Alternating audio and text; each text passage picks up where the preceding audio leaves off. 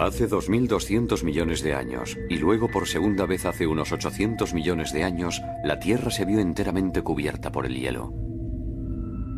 Vista desde el espacio, esta enorme bola de nieve tenía todo el aspecto de un planeta muerto. En su superficie reinaba una temperatura de unos 50 grados bajo cero.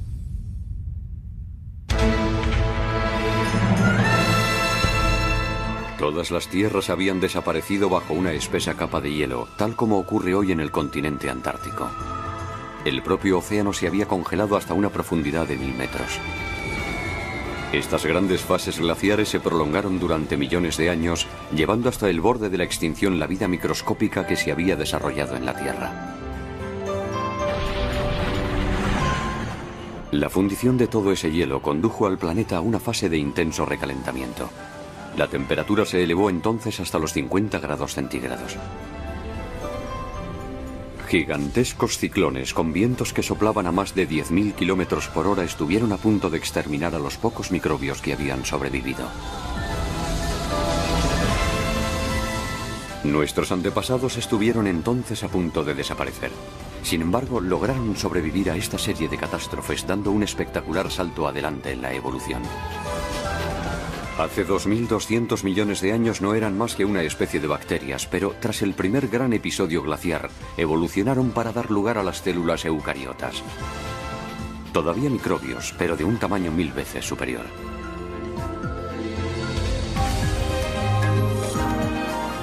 Más adelante, hace 600 millones de años, inmediatamente después de la segunda glaciación, las primeras formas de vida macroscópica hicieron su aparición.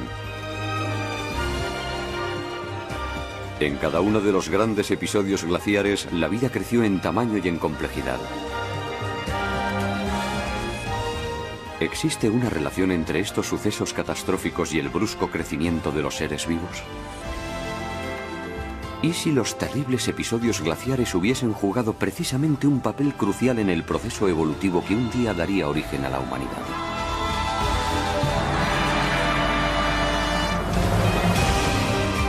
Planeta Tierra.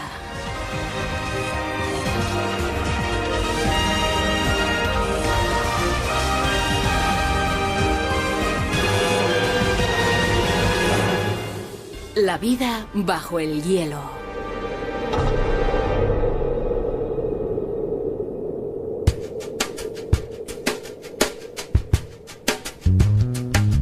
Cuando nos referimos a una Tierra cubierta por el hielo, enseguida pensamos en la última era glaciar, ocurrida hace unos 20.000 años. Este episodio relativamente reciente puede ayudarnos a comprender lo que ocurrió durante las grandes glaciaciones planetarias. Esta inmensa isla de verdor en medio de los rascacielos de Nueva York es el famoso Central Park. Dentro podemos encontrar un gran número de rocas bastante extrañas. Reciben el nombre de bloques erráticos. Deben este apelativo a su composición, totalmente distinta a la del zócalo rocoso de la región, lo que produce la impresión de que se encuentran fuera de lugar.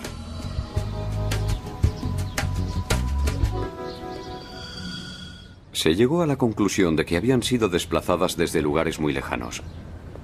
Algunos creían incluso que habían sido depositadas allí por el diluvio descrito en la Biblia. En realidad, los causantes de tal desplazamiento fueron los glaciares que se extendieron hasta aquí durante la última era glaciar.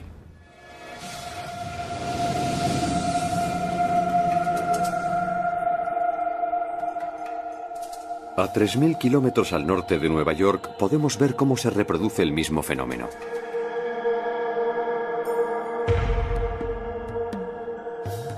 Las masas oscuras que podemos ver en algunos lugares son bloques erráticos.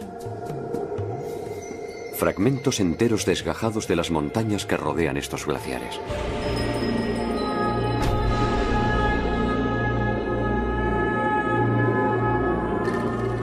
Un glaciar avanza únicamente algunos metros al año, pero a su ritmo puede desplazar estas rocas a enormes distancias.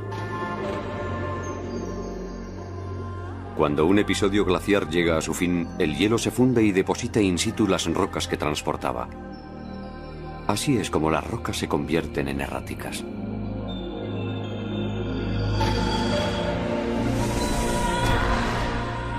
Su presencia indica que un día este lugar estaba ocupado por un glaciar.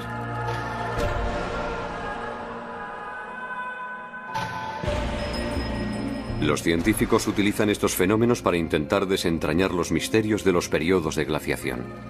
Analizando la distribución de las rocas erráticas, pueden deducir el movimiento de los glaciares en una época determinada.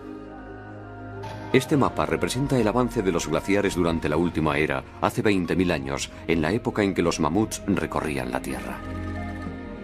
Se puede ver que, a pesar de su apelativo de era glaciar, las regiones recubiertas por los glaciares eran en realidad bastante limitadas. En todas las zonas libres, las eras glaciares no afectaron prácticamente a la vida.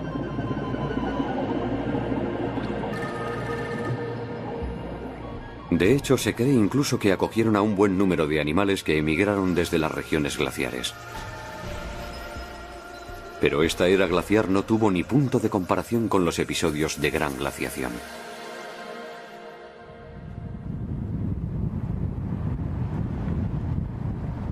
Este inmenso bosque se encuentra en Canadá, al norte del lago Hurón.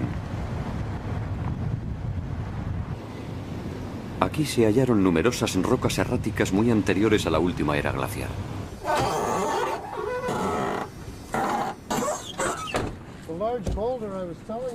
Mike Hailstone trabaja para la prospección geológica de Ontario.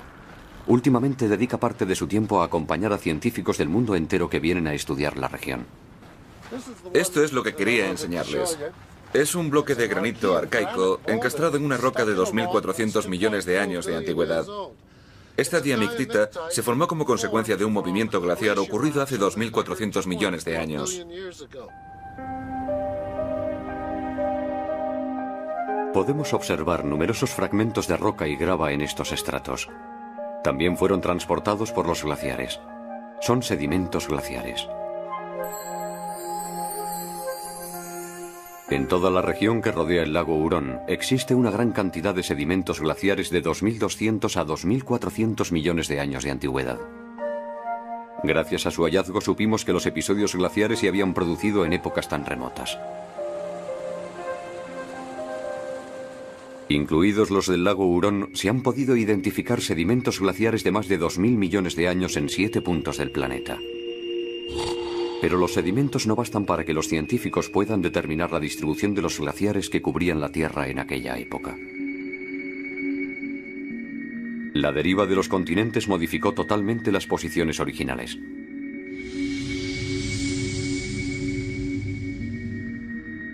Sin embargo, un hombre fue capaz de resolver este rompecabezas al descubrir el emplazamiento que ocupaban hace 2.200 millones de años los sedimentos glaciares situados actualmente en Sudáfrica.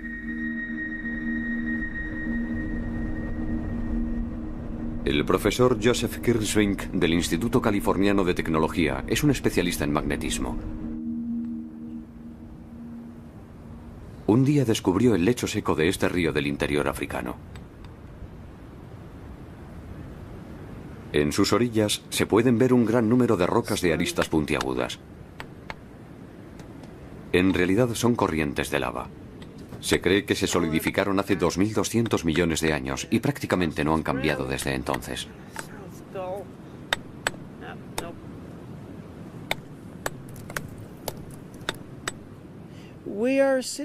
Estamos sentados sobre una lava surgida de las profundidades hace 2.200 millones de años. Es una suerte porque cuando la lava se solidifica, conserva la orientación del campo magnético y gracias a eso podemos deducir su latitud. La lava encierra numerosos minerales magnéticos. Cuando dicha lava entra en fusión, los minerales se orientan en función de la polaridad geomagnética del planeta, como la aguja de una brújula.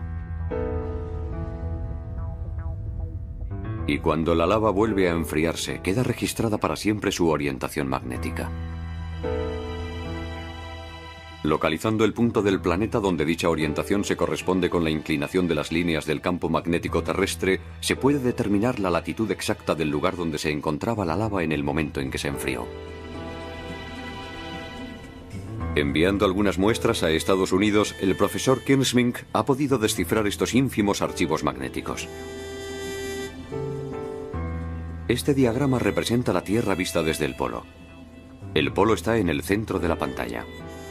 Cuanto más se aleja un punto del centro, más cerca se encuentra del ecuador.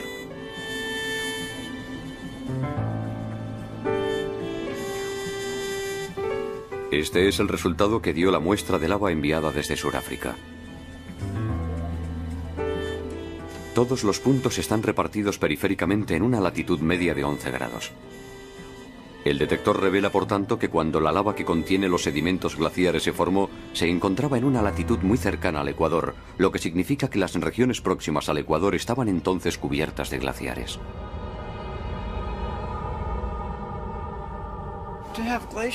Encontrar glaciares a esa latitud implica que más al norte debía hacer todavía más frío.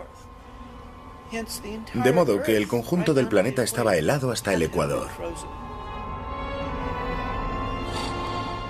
También se han encontrado sedimentos glaciares cercanos al ecuador en estratos de 600 a 800 millones de años de antigüedad. Teniendo en cuenta estos datos, el profesor Kirsmink llegó a la conclusión de que en la historia de la Tierra se han producido dos episodios de glaciación global. El primero hace 2.200 millones de años y el segundo entre 600 y 800 millones de años. Él cree que durante estos episodios la Tierra estuvo totalmente cubierta de hielo durante millones o incluso decenas de millones de años. Según la nueva hipótesis de glaciación planetaria, durante esos episodios la Tierra parecía una gigantesca bola de nieve.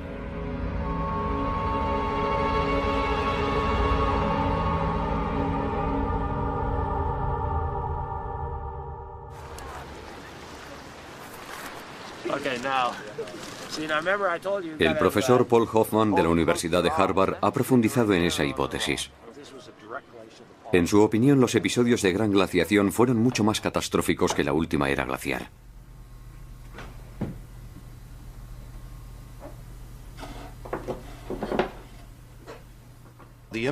Los episodios de glaciaciones planetarias tuvieron un impacto mucho más grave. Los organismos vivos intentaron sin duda refugiarse en los trópicos, pero incluso a la altura del trópico, los mares se vieron finalmente atrapados por el hielo.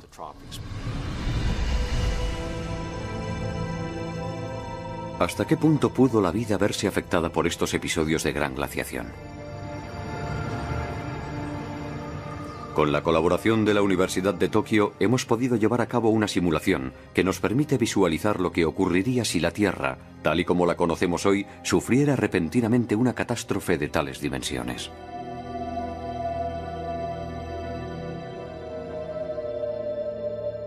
A lo largo de la última era glaciar, los glaciares nunca alcanzaron la latitud de Tokio, es decir, 36 grados norte.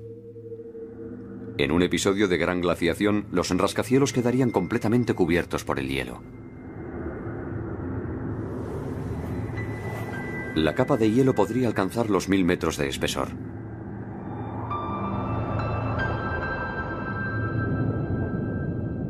Al principio del proceso, el crecimiento de los glaciares es progresivo. Hacen falta varios millones de años para que alcancen los 20 grados de latitud, donde están situados Hawái y Cuba.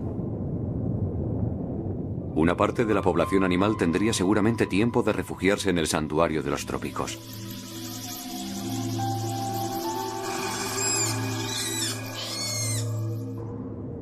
Pero el crecimiento del hielo se acelera súbitamente a partir de los 20 grados de latitud y llega al ecuador en cuestión de algunos decenios. Las zonas tropicales se convierten también en un mundo de hielo. La temperatura desciende bruscamente a 50 grados bajo cero y la vida que estaba refugiada en esas zonas se extingue a su vez. Los vegetales también desaparecen, lo que significa que el eslabón esencial de la cadena alimenticia se destruye. Sin los vegetales, ni los herbívoros ni los carnívoros pueden sobrevivir. La tierra firme se convierte en un desierto sin vida.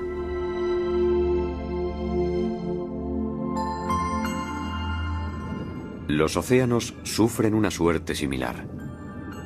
El profesor Hoffman cree que debieron helarse hasta los 1000 metros de profundidad. Puede que los seres vivos capaces de nadar consigan sumergirse bajo el hielo hasta alcanzar el único hábitat todavía disponible. Pero ningún rayo de sol consigue llegar a este universo. Las algas y el plancton, cuya supervivencia depende de la fotosíntesis, no pueden vivir sin luz. Inmersos en una oscuridad total y sin ningún alimento disponible, los peces que logran llegar hasta las profundidades perecen igualmente.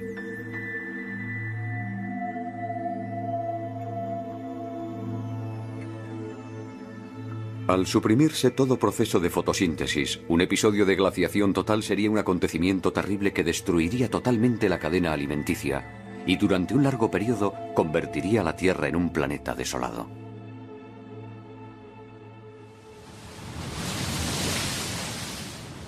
¿Por qué motivo llegaron a producirse semejantes acontecimientos? Aún no se ha podido establecer la verdadera causa, pero se cree que el gas de efecto invernadero jugó, sin duda, un papel importante.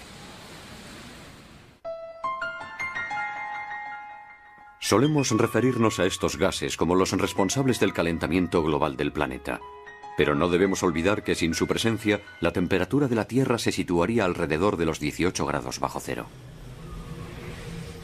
Lo que mantiene actualmente una temperatura benigna en el planeta es una concentración moderada de dióxido de carbono en la atmósfera. No obstante, tenemos buenos motivos para pensar que justo antes del primer episodio de glaciación total, hace 2000 millones de años, había menos dióxido de carbono en el planeta que hoy en día.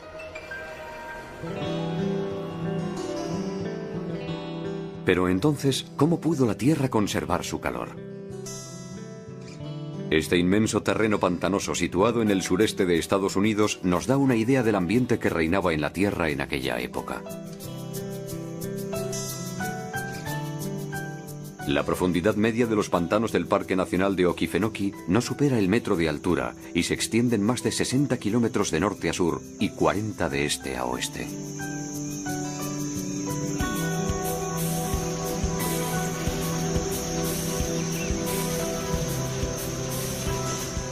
Don Berryhill es profesor de ciencias retirado. Actualmente sirve de guía a turistas y grupos escolares por esta inmensa ciénaga, describiendo sus fascinantes características de una manera perfectamente accesible para todos. See where I'm digging down here? Look what's coming out. See them bubbles?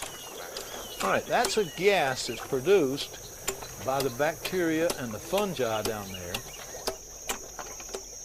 ¿De qué tipo de gas se trata? Los niños recogen una muestra con la ayuda de un embudo.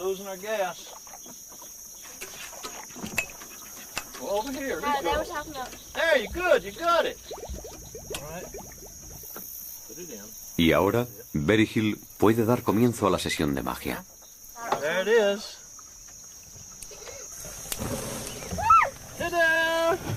El gas arde. Se trata de metano, un gas inflamable presente en la composición del gas que alimenta las cocinas.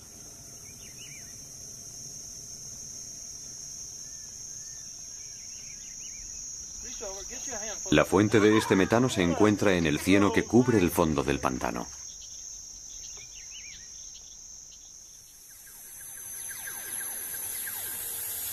Estos microbios reciben el nombre de metanobacterias. Se cree que hace 2000 millones de años las metanobacterias vivían en todos los océanos del planeta.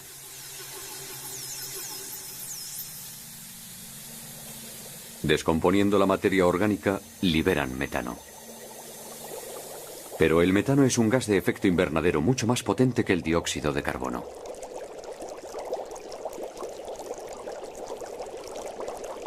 Algunos científicos creen que es precisamente este metano el que permitía a la Tierra conservar su temperatura.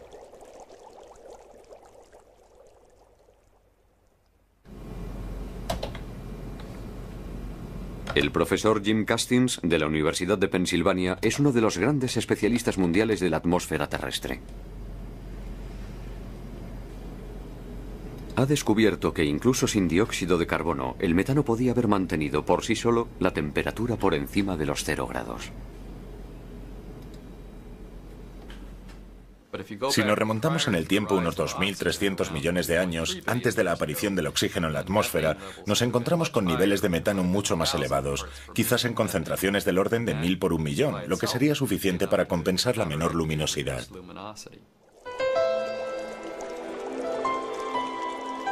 Si el efecto invernadero del metano era suficiente para mantener la temperatura de la Tierra por encima de 0 grados, ¿cómo pudo producirse una glaciación global? Según el profesor Castings, los acontecimientos se desarrollaron de la siguiente forma. Esta es la Tierra hace 2000 millones de años, antes del episodio de glaciación global. Su atmósfera tenía, sin duda, un tono rojizo debido a las grandes concentraciones de metano. Ni plantas ni animales poblaban la superficie de los continentes. En aquella época la vida solo existía en forma microscópica en el corazón de los océanos. Las metanobacterias liberaban todo el metano posible en su medio ambiente. Nuestros antepasados se encontraban junto a las metanobacterias, y al igual que ellas eran sin duda microbios. Entonces se produjo una catástrofe en el océano. Un organismo totalmente nuevo, fruto casual de las combinaciones genéticas, hizo su aparición. Se trataba de una cianobacteria, una bacteria capaz de realizar la fotosíntesis.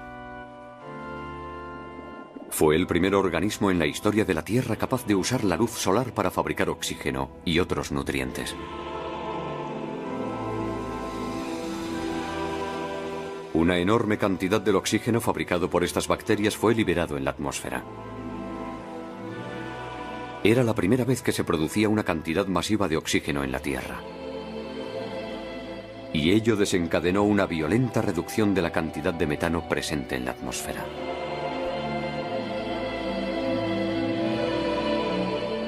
Pero volvamos al experimento del pantano de Okefenokee. El metano extraído del fondo del pantano ha ardido con suma facilidad. En realidad, es el resultado de una reacción química que se produce cuando el metano entra en contacto con el oxígeno.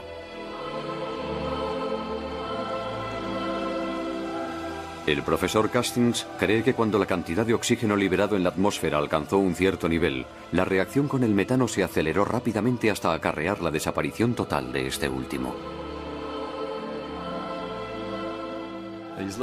Al originar la aparición del oxígeno, estos microorganismos provocaron la desaparición del metano, desencadenando al mismo tiempo el fenómeno de glaciación global que estuvo a punto de hacerlos desaparecer a ellos también.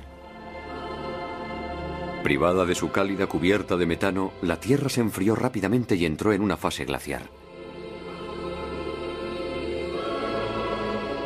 La misma vida que había mantenido una temperatura benigna en la superficie de la Tierra fue la que desencadenó las grandes fases de glaciación que estuvieron a punto de provocar su completa desaparición.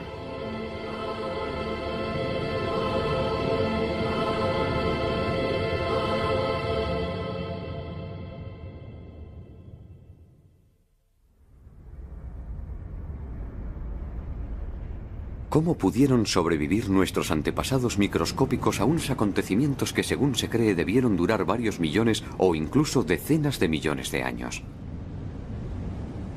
En Islandia se ha descubierto una respuesta parcial a esta pregunta. Aquí se dan condiciones comparables a las de los grandes episodios glaciares.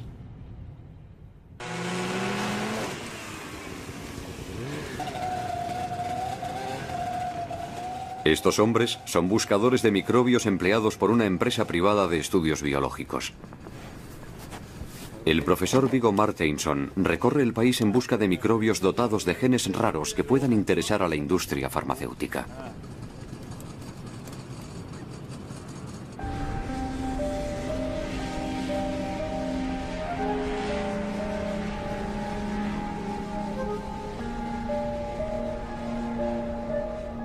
Las temperaturas reinantes aquí se acercan a los 18 grados bajo cero.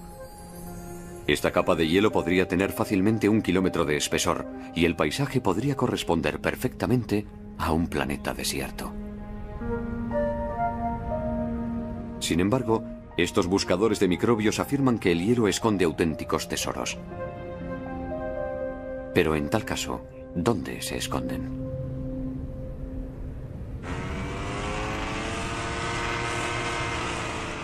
La presencia de vapor blanco delata su situación.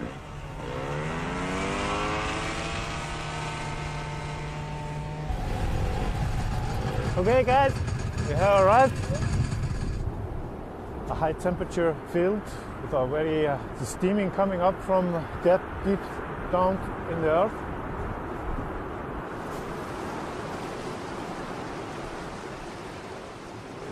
Mirando más de cerca, descubrimos un pequeño perímetro respetado por el hielo. El agua brota de él. Es un manantial caliente. Look, this is great. This is all covered with cyanobacteria. This is rich with all kinds of species.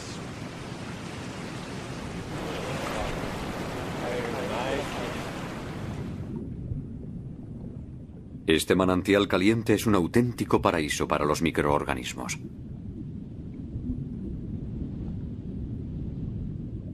Al desarrollarse, forman una tupida alfombra orgánica. Una alfombra que es en realidad una acumulación de bacterias. Está esencialmente formada por microbios verdes fotosintéticos, entre ellos las cianobacterias. A su alrededor se desarrollan otras especies que se alimentan de los nutrientes producidos por la fotosíntesis. Sin duda nuestros ancestros vivieron así, cerca de las cianobacterias, durante los grandes episodios glaciares.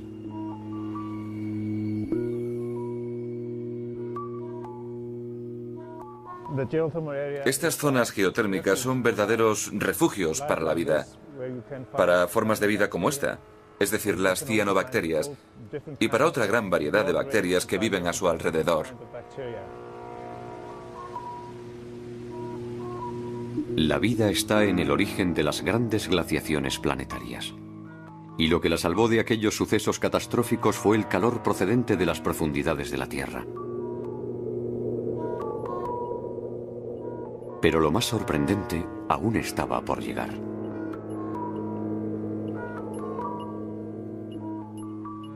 Este es el aspecto que debían tener nuestros antepasados hace 600 millones de años, justo antes del segundo gran episodio glaciar. Se cree que se trataba de microbios semejantes a estos coanoflagelados que actualmente forman parte del zooplancton. Si condensáramos toda la historia de la Tierra en un solo año, retroceder 600 millones de años nos situaría en el mes de noviembre. En ese preciso momento se produjo el segundo gran episodio glaciar. Durante más del 80% de la historia de la vida en la Tierra, nuestros antepasados fueron microscópicos.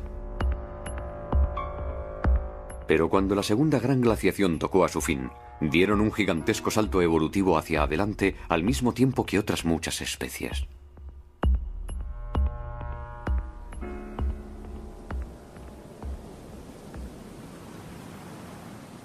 Estamos en Namibia, África.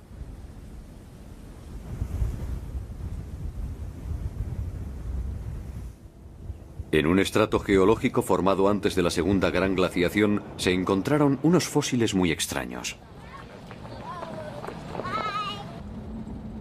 Fueron descubiertos en esta granja.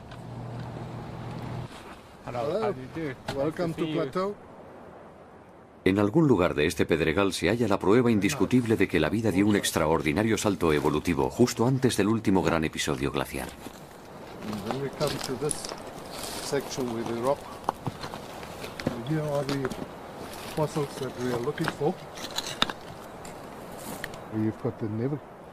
Se distinguen dibujos negros en la superficie de la roca.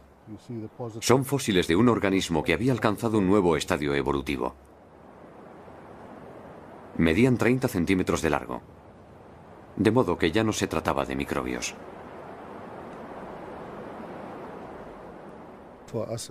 No sabíamos muy bien lo que era. Podía tratarse tanto de un pez como de un helecho, aunque se parece más a un pez. Ni siquiera los científicos consiguieron determinar si se trataba de un vegetal o de un animal. Esta forma de vida fosilizada es uno de los primeros organismos macroscópicos aparecidos en la Tierra. El de Namibia recibió el nombre de Pteridinium. No era ni un pez, ni un vegetal, sino un misterioso animal cuyo aspecto recuerda al de una boca humana.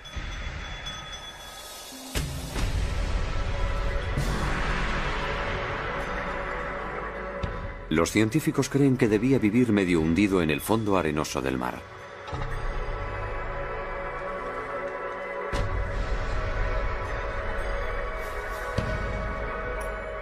Otros fósiles de organismos complejos fueron descubiertos en Siberia. Este mide también 30 centímetros de largo. Fue bautizado como Georgia. Se hallaron 5 huellas circulares de idénticas dimensiones. Son las huellas que dejaba Georgia al desplazarse.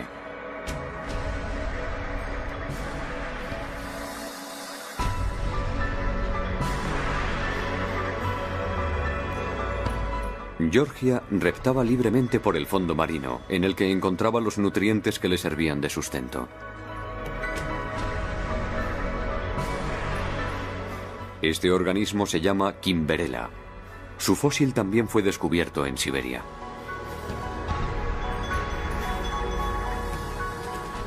Su silueta recuerda a una tortuga o a un caracol. Una especie de tentáculo le permitía rebuscar en el fondo arenoso para conseguir su alimento.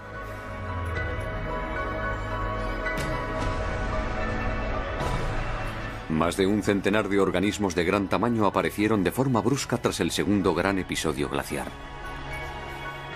Dichos organismos reciben el nombre de fauna de Ediacara. Son los primeros organismos macroscópicos de la historia de la Tierra. Nuestros antepasados se encontraban entre ellos. También ellos habían cambiado de tamaño.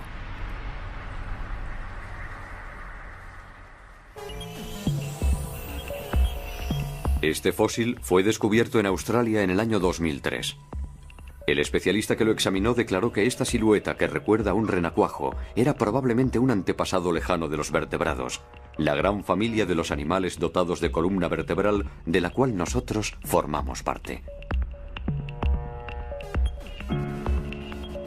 Medía 6 centímetros de largo, un tamaño 100.000 veces superior al de los microbios que le habían precedido. 3.000 millones de años después de la aparición de la vida en la Tierra, un increíble salto evolutivo permitió a nuestros antepasados alcanzar unas dimensiones apreciables a simple vista. De hecho, poco tiempo después del primer gran episodio glaciar, hace 2.200 millones de años, nuestros antepasados ya habían efectuado un salto similar, pasando de una estructura simple tipo bacteria a una forma llamada eucariota, 1000 veces más voluminosa.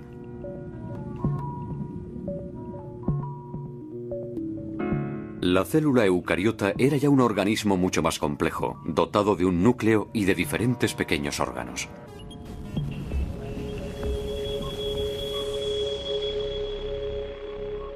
¿Por qué estos microorganismos cambiaron de tamaño justo después de esos episodios catastróficos? La respuesta a esta pregunta está ligada a un acontecimiento que se produjo después de cada gran glaciación.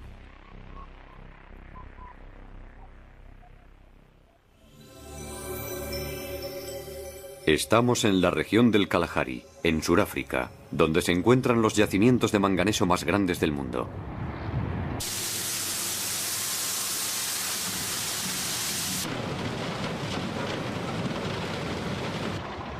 Este manganeso quedó depositado aquí tras la primera gran glaciación, hace 2.200 millones de años. En aquella época un mar se extendía en este lugar, y el manganeso disuelto en el agua se precipitó brutalmente.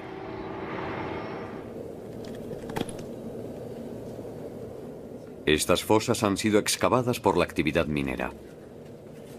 El profesor Kirschvink, el primero en publicar la hipótesis conocida como la bola de nieve, ha venido en numerosas ocasiones a examinar este lugar y ha conseguido resolver el enigma de la formación de este depósito de manganeso.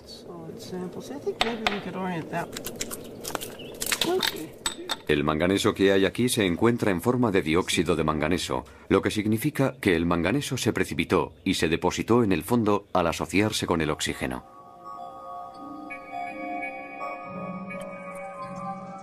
Este experimento nos permite explicar ese fenómeno. Primero hemos preparado una solución que contiene manganeso disuelto. Seguidamente inyectamos burbujas de oxígeno en la solución.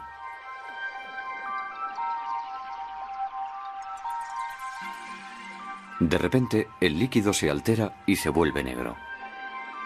El oxígeno y el manganeso se mezclan juntos para dar lugar al dióxido de manganeso, un producto insoluble que pasa entonces a precipitarse.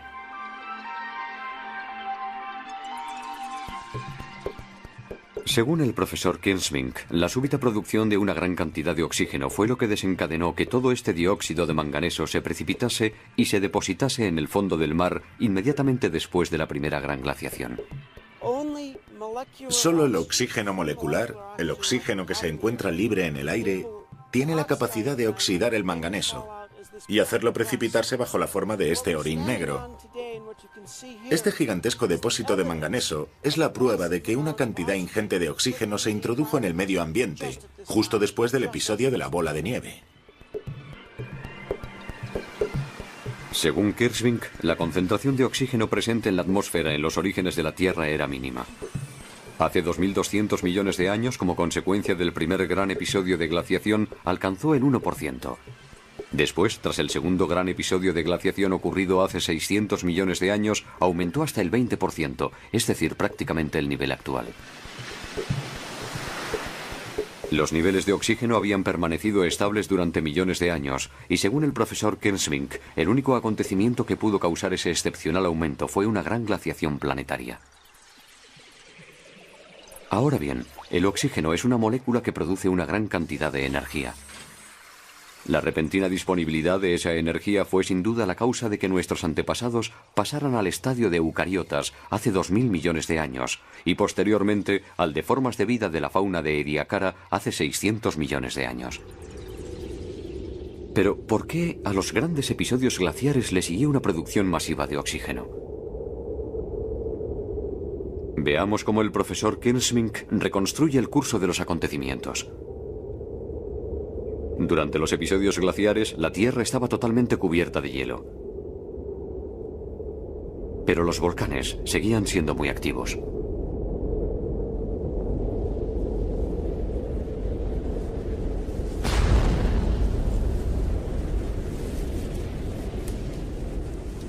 Los gases volcánicos contienen generalmente una cantidad importante de dióxido de carbono. Actualmente, ese dióxido de carbono se disuelve naturalmente en el agua de los mares. Un día caí repentinamente en la cuenta. Pues claro, el dióxido de carbono de los volcanes tenía que continuar acumulándose en la atmósfera. Los océanos estaban entonces cubiertos de una espesa capa de hielo, y el dióxido de carbono solo podía escaparse hacia la atmósfera, donde se iba acumulando.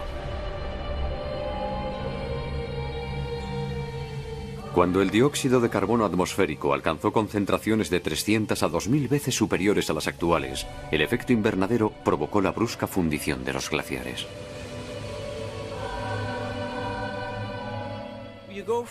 Se pasa entonces de una temperatura media de 50 grados bajo cero a más de 50 grados centígrados. En tales condiciones, la fundición del hielo es extremadamente rápida.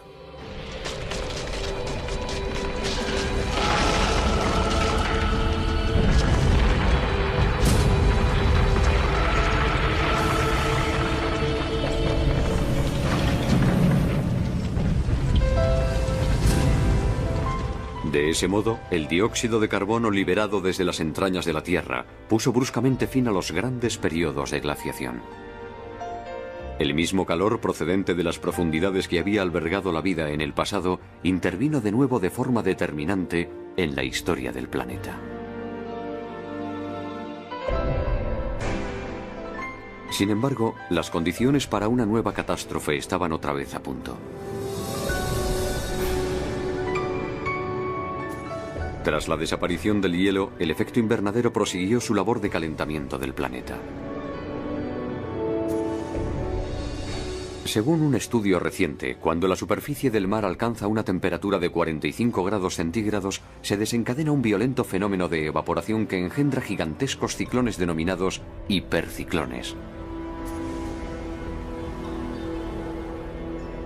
Es muy probable que tales fenómenos devastaran la Tierra inmediatamente después de los episodios de gran glaciación. La presión atmosférica en el interior de estos ciclones podía alcanzar los 300 hectopascales y la velocidad máxima del viento más de 10.000 kilómetros por hora.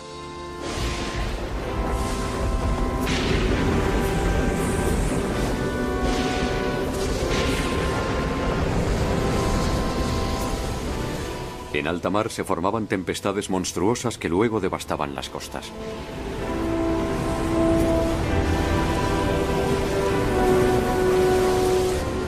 Los océanos hervían furiosamente. Y esta súbita agitación es la que iba a terminar por elevar los niveles de oxígeno atmosférico.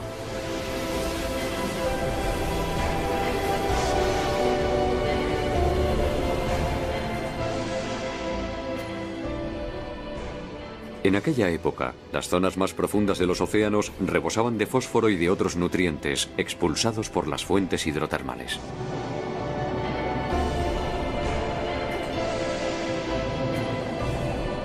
En tiempos normales, estos nutrientes son instantáneamente utilizados por las bacterias fotosintéticas, pero en los periodos de glaciación total simplemente se acumulaban, faltos de organismos que los absorbieran.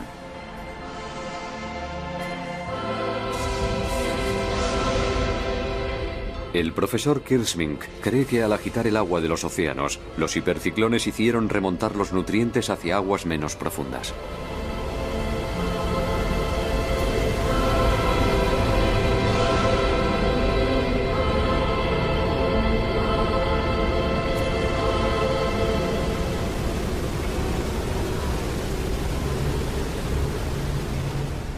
Este fenómeno provocó la formación de caldos de cultivo ricos en nutrientes y dióxido de carbono en las zonas poco profundas.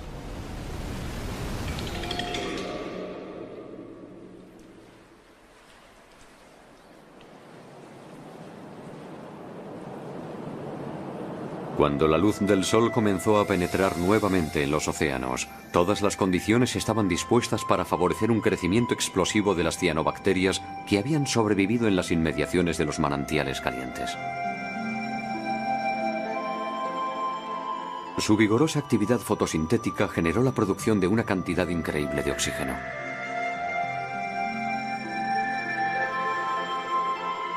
El verdor invadió los océanos, testigos de la extraordinaria expansión de estos organismos. El ímpetu de la vida que había sobrevivido a los dos grandes episodios glaciares estaba a punto de cambiar el planeta. Se iniciaba un nuevo capítulo de su historia en un mundo rico en oxígeno, el gas que iba a permitir el desarrollo de formas de vida más grandes y más complejas. Si la Tierra no hubiese conocido las grandes glaciaciones, la vida hubiese sido seguramente muy distinta. Probablemente no habría pasado del estadio bacteriano. Nuestro planeta sería todavía un mundo de océanos viscosos, llenos de estromatolitos, sin que ningún ser vivo hubiese podido alcanzar el tamaño suficiente para moverse y actuar. Hace 2.200 millones de años y 600 millones de años respectivamente, dos grandes acontecimientos desarrollaron las distintas formas de vida sobre la Tierra. Los seres humanos somos el resultado de dichas evoluciones. Nuestro cuerpo es la prueba evidente de ello. Cada uno de nosotros está compuesto por 60 trillones de células, y cada una de ellas es del tipo eucariótica, es decir, que cada una contiene un núcleo. Somos un ensamblaje de las células eucariotas que aparecieron hace 2.200 millones de años, como consecuencia de la primera gran glaciación.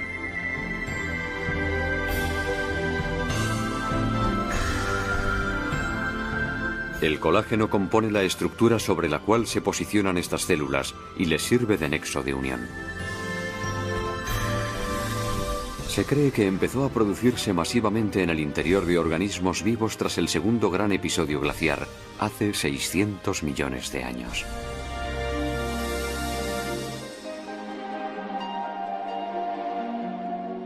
Esto es colágeno.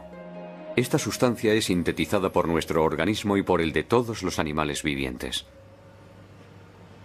El siguiente experimento demuestra claramente sus extraordinarias propiedades.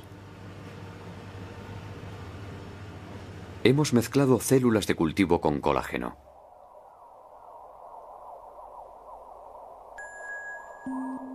A la izquierda puede verse que las células con colágeno se multiplican rápidamente.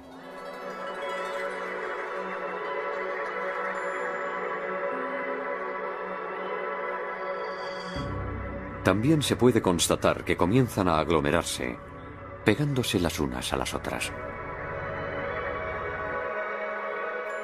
Seguidamente hemos añadido vitamina C a fin de crear un ambiente más propicio para la secreción de colágeno por parte de las células. Luego las hemos dejado en cultivo un mes.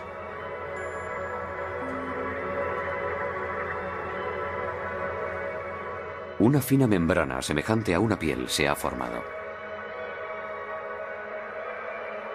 El colágeno es una sustancia única que ayuda a las células a formar tejidos.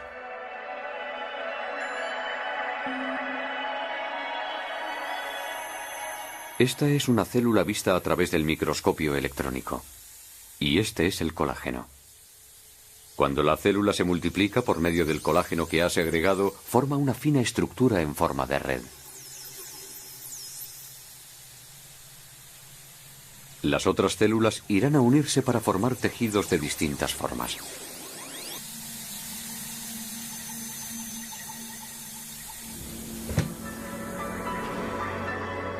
El profesor Kenneth Tow del Instituto Smithsoniano cree que gracias al colágeno la vida pudo desarrollarse adoptando formas más voluminosas hace 600 millones de años.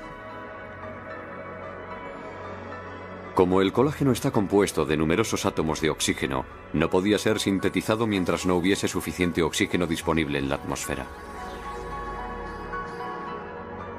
Por eso se cree que no apareció hasta después del primer episodio glaciar hace 2200 millones de años, cuando el oxígeno se introdujo por primera vez en la composición de la atmósfera.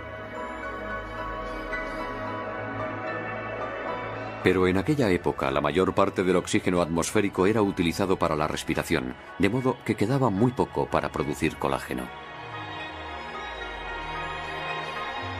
Su producción en grandes cantidades solo se hizo posible a partir del enorme aumento de los niveles de oxígeno que siguió al segundo episodio de glaciación.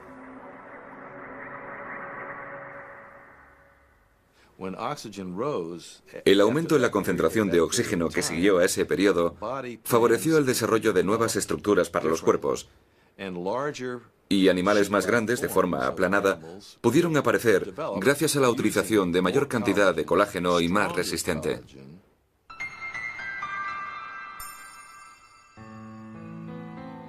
Esto es el océano hace 600 millones de años, justo después de la segunda gran glaciación.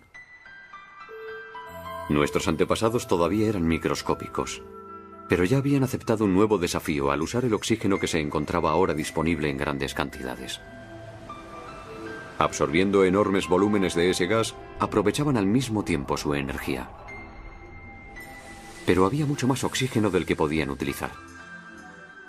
Con este excedente, comenzaron a producir colágeno, mucho colágeno.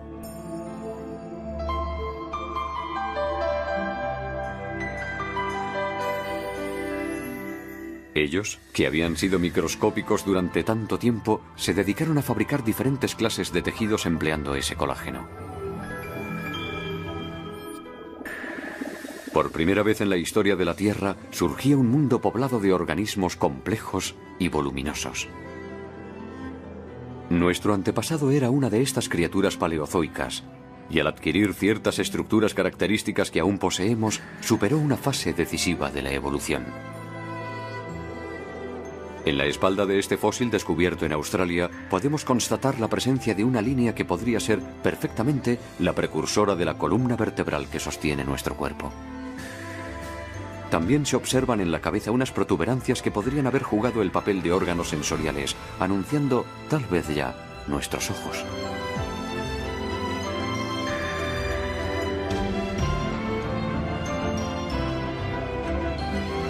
Gracias a la utilización del colágeno, nuestros antepasados dieron un gran salto evolutivo hacia una mayor complejidad.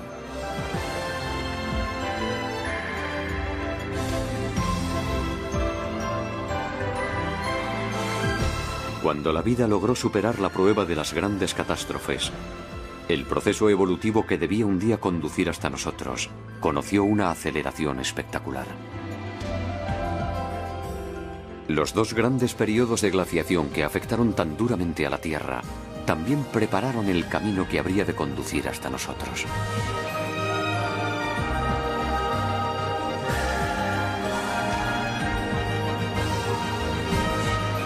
Hoy, nosotros, los humanos, progresamos en este planeta. Día y noche estamos plenamente activos en todos los rincones del mundo.